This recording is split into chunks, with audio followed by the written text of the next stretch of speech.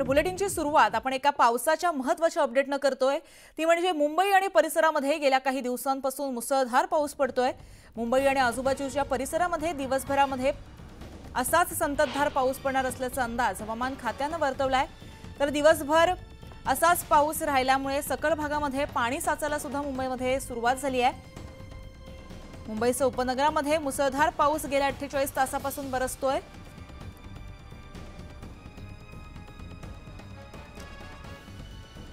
तर याबाबत आपण अधिक अपडेट जाणून घेऊ आमचे प्रतिनिधी तुषार यांच्याकडून। तुषार, मुंबईमध्ये संततधार पाऊस कोसळतोय, काय अपडेट?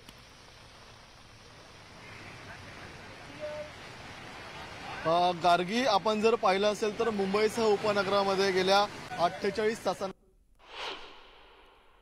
हवामान विभागाने ऑरेंज अलर्ट जाहीर केला आहे। आज मुंबईमध्ये आपण जर पाहिलं असेल तर साधारणतः 12 वाजून 20 मिनिटांनी आपला भरती आहे। भरतीची वेळ 12 वाजून 20 मिनिटांनी आहे। मात्र रविवार असल्या कारणामुळे आजही मुंबईकर आपल्याला समुद्र किनारी मोठ्या संख्येने येताना पाहायला मिळतात। मात्र सरकारने आणि शासनाने सूचना दिलेल्या आहेत।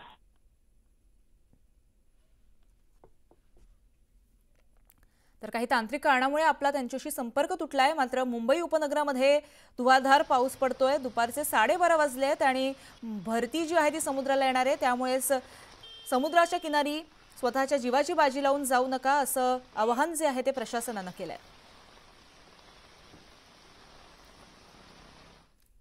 तर पुढे आपण चंद्रपूरमध्ये जातोय। चंद्रपूरमध्ये मुसळधार पावसाने हजेरी लावली आहे। पिंपळखुर्द गावामध्ये अंधारी नदीच्या पुराचं पाणी शिरलंय। ताडोबा अंधारी व्याघ्र प्रकल्पाच्या कोर क्षेत्राला लागून असलेल्या गावाजवळच ही अंधारी नदी आहे। जंगलातून येणारे पाणी नदीच्या पाणीपातळीमध्ये वाढ होण्यास कारणीभूत ठरतंय। तर नदीच्या पाणीपातळीत वाढ झाल्याने पिंपळखुर्द गावामध्ये पाणी शिरलंय। गावातील मुख्य चौकामध्ये जवळपास कंभरभर पाणी साचलंय। तर नागरिकांच्या घरात पाणी शिरल्यामुळे साहित्याचं मोठ्या प्रमाणात नुकसान झालंय। नदीकाठच्या नागरिकांना सुरक्षित स्थळी हलवण्यात आणि बचाव पथकं सुद्धा तैनात करण्यात आली आहेत। त्यांना सुरक्षित स्थळी हलवण्यात आलंय। आपण चंद्रपूरमधली ही दृश्य पाहतोय। जवळपास कमरे इतकं पाणी सखल भागामध्ये साठलंय, त्यामुळे जनजीवन काहीसं विस्कळीत झालंय।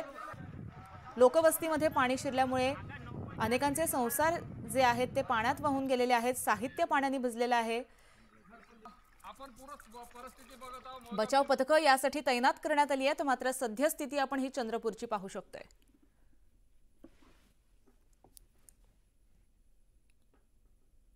तर गडचिरोली जिल्ह्यामध्ये मुसळधार पावसाचा कहर सध्या सुरू आहे। जिल्ह्यात अनेक नदी नाल्यांना पूर आल्यामुळे शेकडो गावांचा तालुका जिल्हा मुख्यालयाशी संपर्क तुटलाय।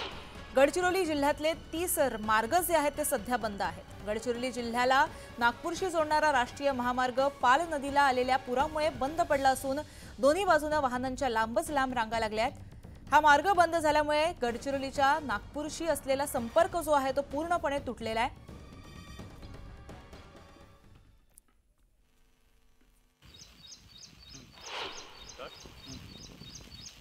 गडचिरोली जिल्ह्यात गेल्या 2 दिवसापासून मुसळधार पाऊस पडत आहे आणि त्यामुळे जिल्ह्यात पूर परिस्थिती निर्माण झाली आहे।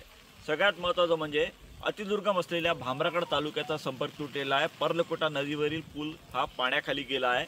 भामरागड तालुक्यासह 100 गावांचा संपर्क तुटला आहे। रात्री उशिरापर्यंत भामरागडची बाजारपेठ पाण्यात बुडाली होती। नागरिकांना प्रशासनाने सुरक्षित स्थळी हलवलं होतं। त्याचा या पुराचा सर्वाधिक फटका हा गावांना बसलेला आहे। कारण जी गावं आहेत त्या गावांचा संपर्क कसा तुटला आहे हे बघू शकता। हा नागपूरला जाणारा गडचिरोली नागपूर मार्ग आहे। हा मार्ग रात्रीपासून बंद पडला आहे। त्यामुळे गडचिरोली जिल्हा मुख्यालयाचा नागपूरशी असलेला वाहतुकीचा संपर्क पूर्णपणे तुटलेला आहे। ही पाल नदी आहे। या पुलावरून रात्री एकाने ट्रक टाकला होता। तो ट्रक जाऊन तिथं फसलेला आहे। सुदैवाने त्यातले ड्रायव्हर, चालक, कंडक्टर हे सगळे तातडीनं बाहेर निघून गेले। मात्र किती गंभीर परिस्थिती निर्माण झाली असती आपण यावरून कल्पना करू शकतो। आणि संपूर्ण वाहतूक दोन्ही बाजूने वाहनांच्या रांगा लागलेल्या आहेत। ही परिस्थिती या ठिकाणी आहे। गडचिरोलीचा संपर्क नागपूरशी तुटलेला आहे। भामरागडचा संपर्क तुटलेला आहे। दक्षिण गडचिरोलीतल्या 5 तालुक्यांचा जिल्हा मुख्यालयाशी संपर्क तुटला आहे। कारण चामोर्शी मार्गावर शिवनी नाल्यावर पूर आहे। दुसरं महत्त्वाचं म्हणजे जिल्ह्यातले 30 मार्ग बंद आहेत। हे 30 मार्ग बंद असल्यामुळे जिल्ह्यातल्या अनेक गावांचा तालुका मुख्यालयाशी, जिल्हा मुख्यालयाशी संपर्क तुटलेला आहे। 2 राष्ट्रीय महामार्ग आहे। आपण या ठिकाणी बघा, मी तुम्हाला दाखवतो, झूम केल्यानंतर तुम्हाला दिसेल वाहनाच्या कशा रांगा लागलेल्या आहेत। त्या ठिकाणी गडचिरोली पोलीस तैनात आहेत। कुठलाही अनर्थ होऊ नये, वाहनं पाण्यातून टाकू नये या दृष्टीनं प्रशासनानं, जिल्हा प्रशासन, पोलीस प्रशासनानं कडक निर्देश दिलेले आहेत। त्यामुळे रात्रीपासून या ठिकाणी पोलीस तैनात आहेत। राज्याचे उपमुख्यमंत्री देवेंद्र फडणवीस यांनी काल दिवसभर ते प्रशासनाच्या संपर्कात होते। जिल्हाधिकारी संजय दैने यांना त्यांनी निर्देश दिलेले आहेत। नागरिकांना कुठल्याही पद्धतीने त्रास होऊ नये, त्यांना ज्या आवश्यक सगळ्या सुविधा आहेत त्या पुरवा।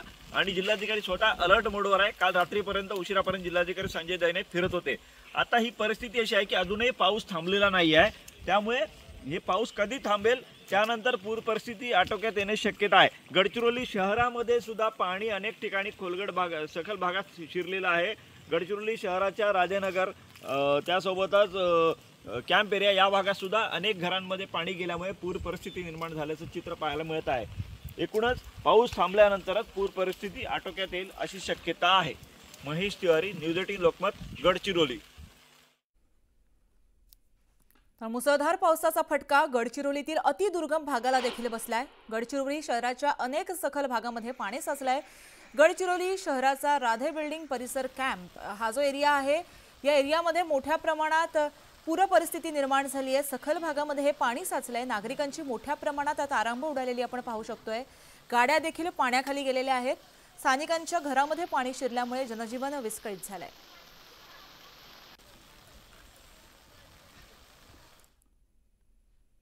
पुढची बातमी ही भंडाऱ्यामधून येते। भंडारा जिल्ह्यात झालेल्या मुसळधार पावसामुळे वैनगंगा आणि पवनी धरणाजवळील गोसे खुर्द पाटबंधारे प्रकल्पाच्या पाणी पातळीमध्ये मोठ्या प्रमाणात वाढ झाली आहे। पाणी पातळी नियंत्रित करण्यासाठी गोसे खुर्द धरणाचे 33 दरवाजे हे उघडण्यात आले, तर 23 दरवाजे 1 मीटरनं आणि 10 दरवाजे हे अर्ध्या मीटरनं उघडण्यात आले। 2,13,755 क्युसेक्स पाण्याचा विसर्ग सुरू आता करण्यात आलाय।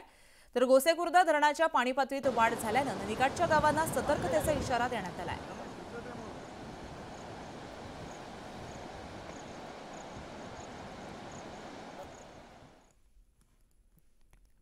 तर इतर जिल्ह्यांप्रमाणेच सांगली जिल्ह्यामध्ये सुद्धा पावसाची संततधार सुरूच आहे आणि त्यामुळे कृष्णा नदीच्या पाणी पातळीमध्ये वाढ झाली आहे। आर्विन पुलाजवळ कृष्णा नदीची पाणी पातळी जवळपास 18 फुटांवर गेल्याचं कळतंय। तर पावसाचा जोर वाढल्यामुळे कृष्णा नदीची पाणी पातळी 3 फुटांनी वाढली आहे। कृष्णा वारणा नदीकाठच्या नागरिकांना सतर्कतेचा इशारा देखील देण्यात आलाय।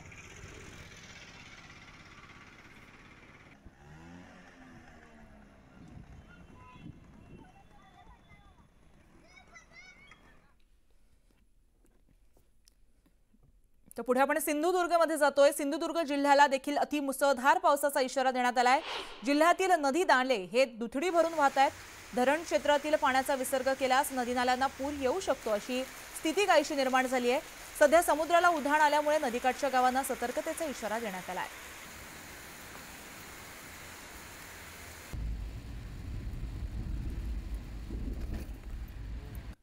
तर सिंधुदुर्गमध्ये अतिमुसळधार पाऊस कोसळतोय आणि त्याचा फटका जो आहे तो मोठ्या प्रमाणात नद्यांना बसलेला आहे। नदी नाले दुथडी भरून वाहत आहेत। पूर परिस्थिती निर्माण झाली आहे।